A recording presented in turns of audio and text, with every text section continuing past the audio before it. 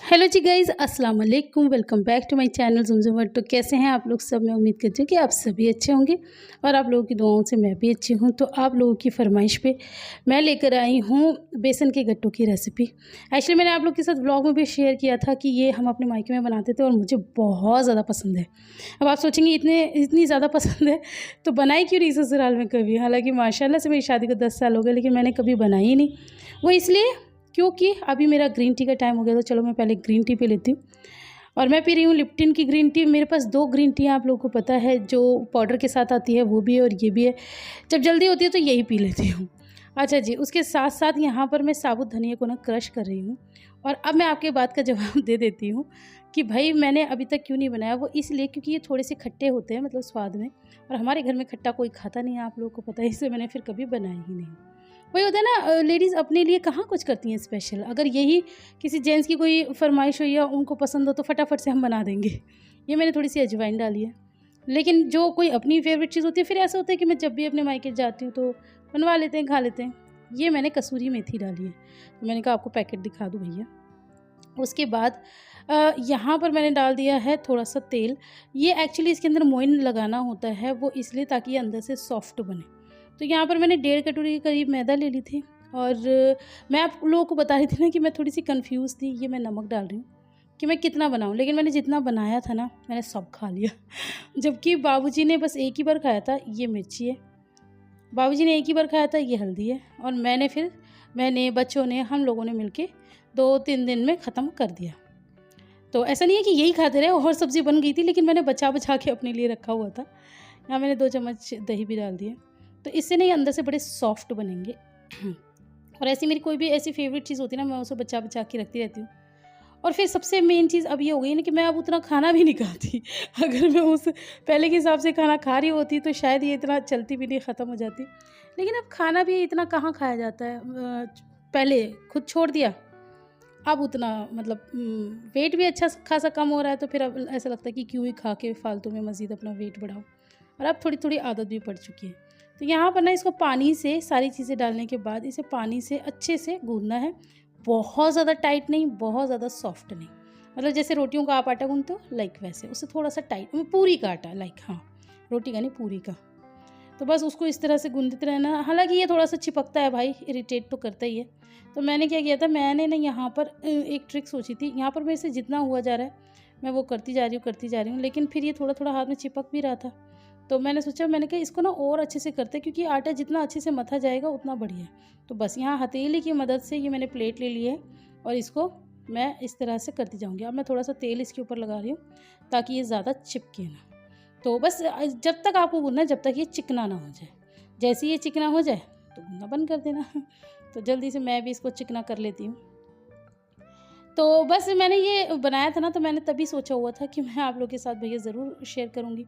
क्योंकि मैंने आलू का भुर्ता आप लोगों को दिखाया था, उसकी रेसिपी शेयर नहीं की। मेरे पास इतने कमेंट आए कि आलू का भुर्ते की रेसिपी तो दे दो मैडम, तो वो गलती हो गई थी थोड़ी-सी, लेकिन आइंदा ख़्याल रखूँगी। यहाँ मैंने पानी उबलने के लिए रख दिया है, तो वो मैं आपको एक शॉट में दिखा रही थी थोड़ा-सा।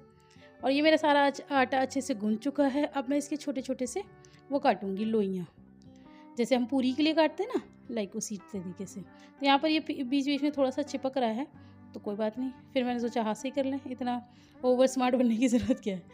तो बस यहाँ पर ना इसको इस तरह की शेप देनी है। और ये जो शेप होती है ना, इससे मुझे बचपन की एक कहानी याद आती है। मम्मी बचपन में सुनाती थी कि एक लड़की थी, उसके पता नहीं 5 भाई थे, पता नहीं 7 भाई थे, तो उसके मम्मी नहीं थी।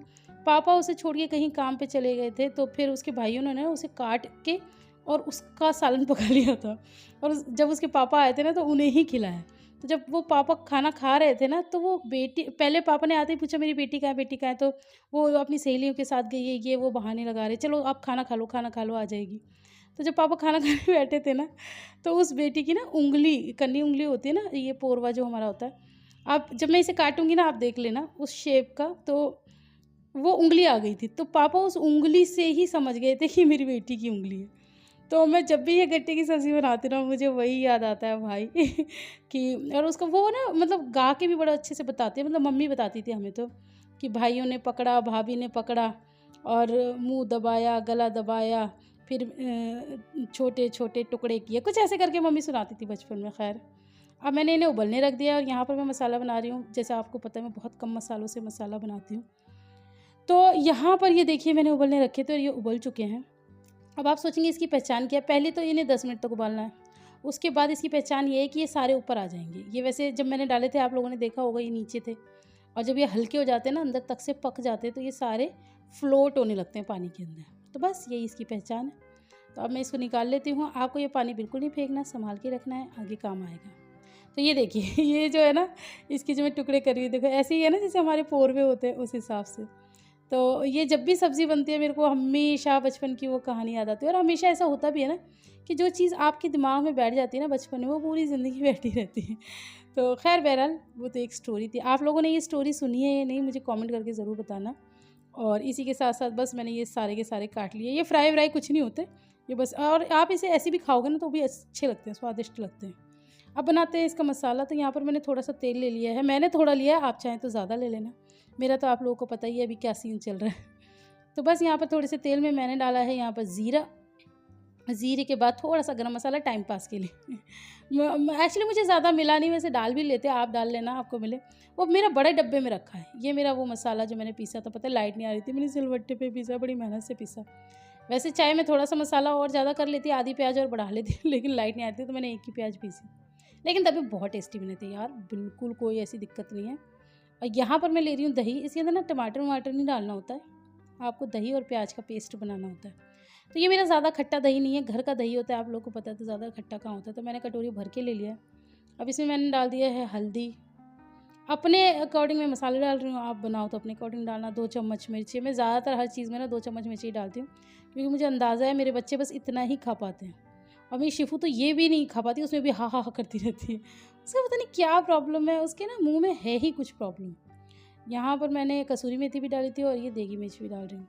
उसके दाँतों में कुछ प्रॉब्लम है, उसके दाँतों में कीड़ा भी लगा हुआ है, फिर आगे के दाँत टूटे वो आ भी नहीं रहे हैं। हालाँकि डॉक्टर को दिखा चुके हैं, डॉक्टर ने पेस्ट भी दे दिया है, लेकिन फिर भी पता नहीं क्या उसको बहुत मिर्च लगती है। तो लेकिन फिर भी मैं उसको आदत डालती हूँ कि बेटा थोड़ा-थोड़ा तो खा।